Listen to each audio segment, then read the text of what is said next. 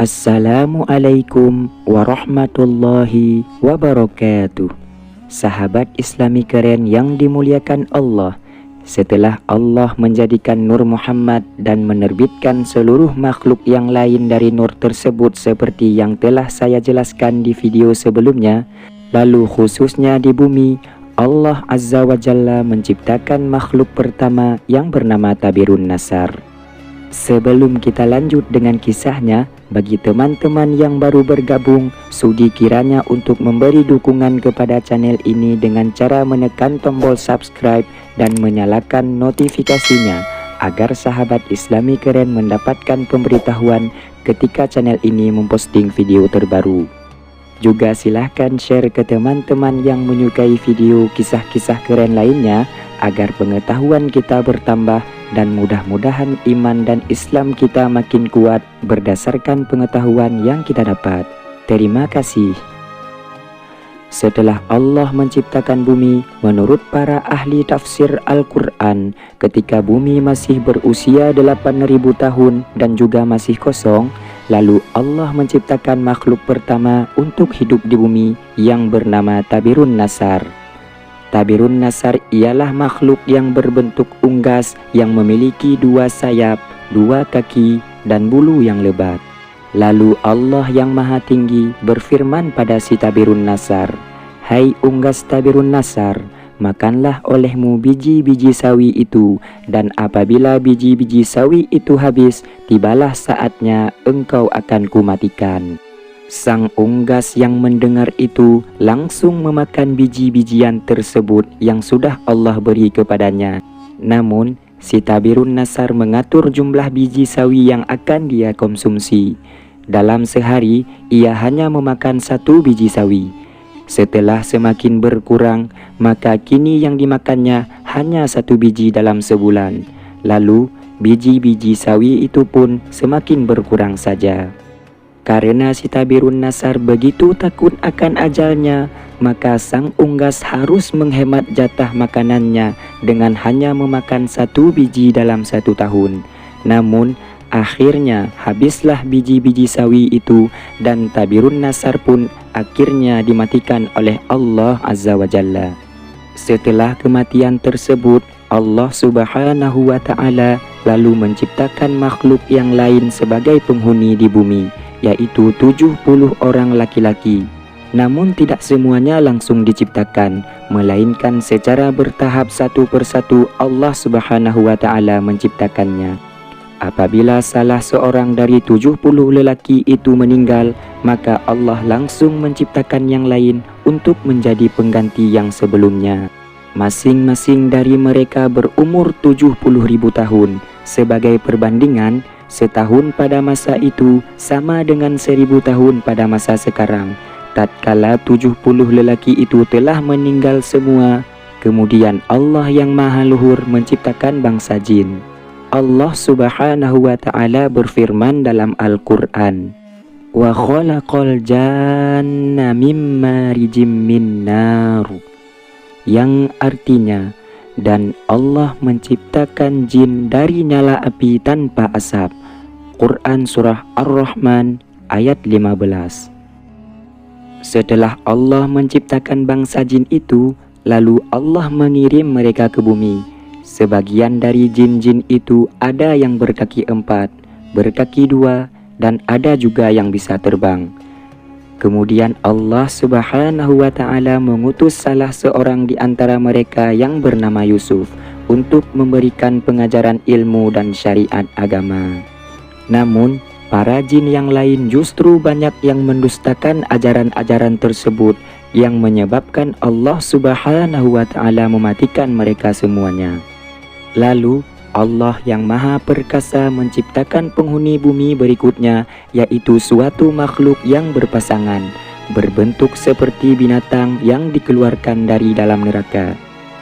Makhluk itu pun melahirkan seorang anak dan anaknya dinamakan dengan Azazil. Setelah cukup dewasa, Azazil mulai melakukan peribadatan kepada Allah Subhanahu wa Ta'ala selama 1000 tahun. Setelah itu, Allah Azza wa Jalla mengangkatnya ke langit pertama. Selama 1000 tahun, Di sini ia pun tekun beribadah kepada Allah. Lalu Allah Subhanahu wa Ta'ala menganugerahkannya sayap yang terbuat dari manikan yang berwarna hijau. Dengan izin Allah, maka terbanglah Azazil itu ke langit yang kedua.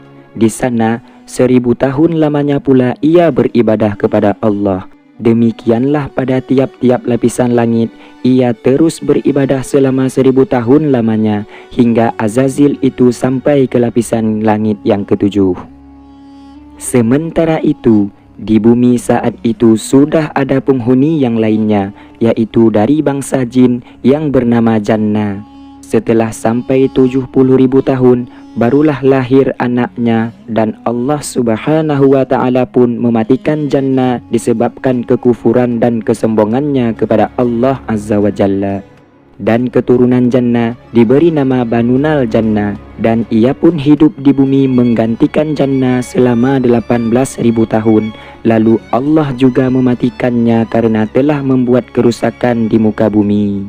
Sementara itu, di atas langit sana, Azazil bersama para malaikat masih khusyuk beribadah.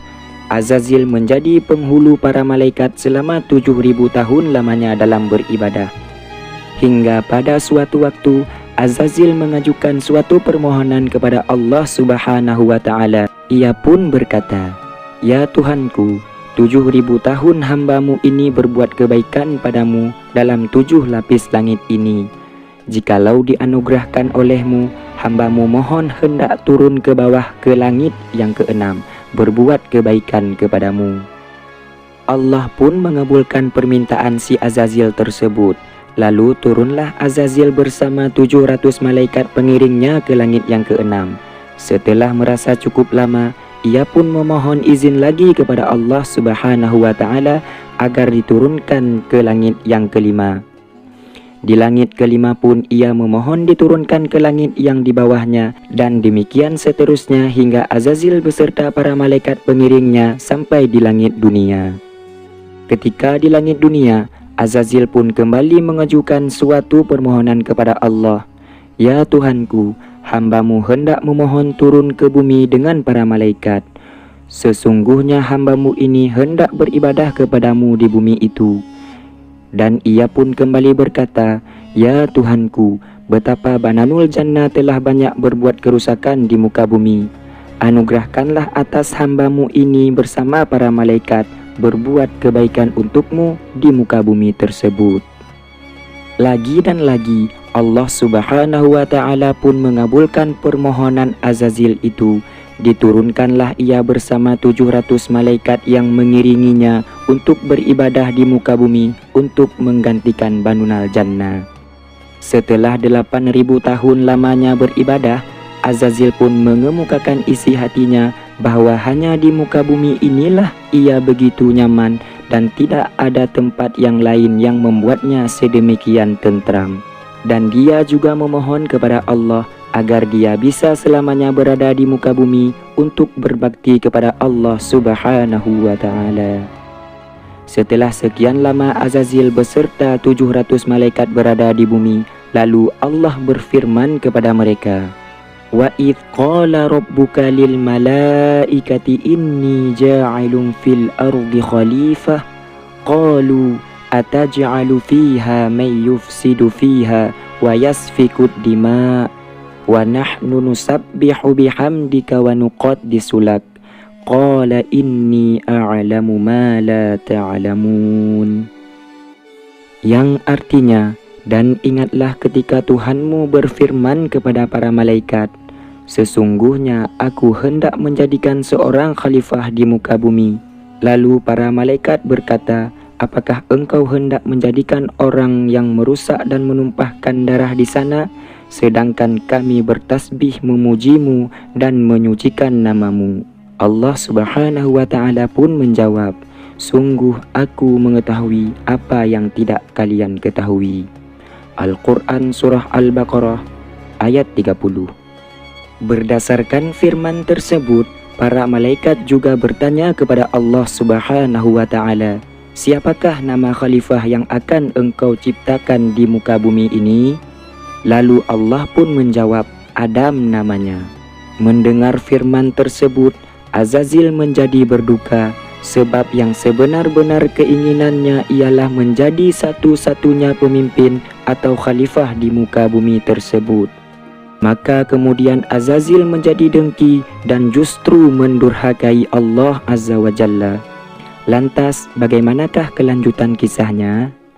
Tetap stay tune di channel Islami Keren, karena insya Allah saya akan berusaha membuat konten sejarah dari awal zaman hingga akhir zaman, dan tentunya sesuai dengan akidah Ahlus Sunnah wal Jamaah.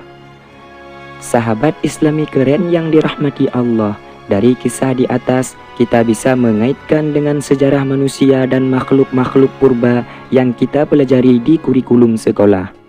Mungkin yang kita pahami selama ini bahwa itu tidak sesuai dengan pemahaman Islam, padahal semua itu berkaitan dan sudah dikisahkan dalam Al-Quran.